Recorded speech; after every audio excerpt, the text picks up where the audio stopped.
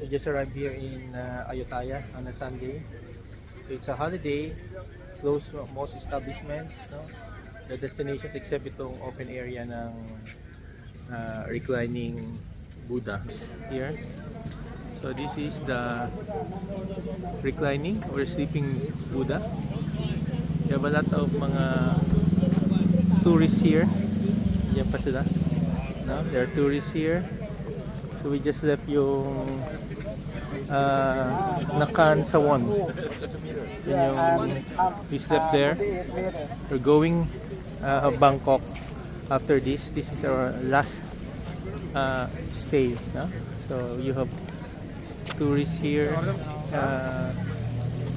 offering flowers. Ito yung face ng sleeping ba? O sleeping or reclining? Lagyan nila ng kumot.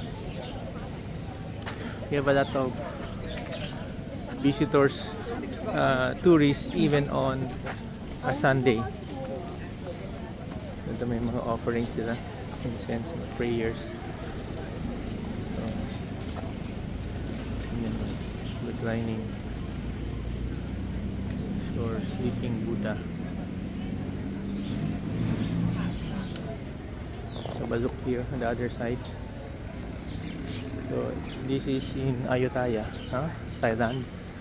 Ito yung most na inabutan ng mga tourists, mga visitors kasi this is near Bangkok.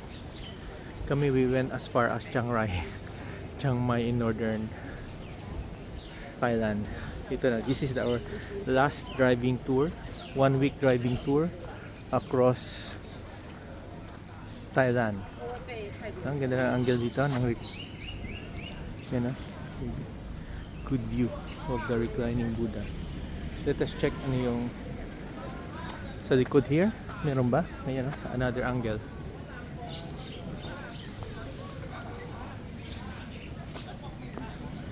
So this is Ayutthaya. Ng Ayutthaya Kingdom, they were able to conquer yung Sukhothai.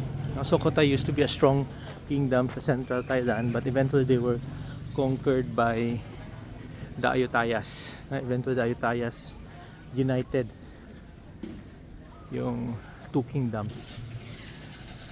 We have also a nice coverage of yung Sukhothai na mga remains.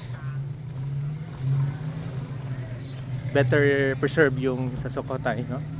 Yan yung nakita namin ng mga commentaries. Yan, final look of the sleeping or reclining Buddha here.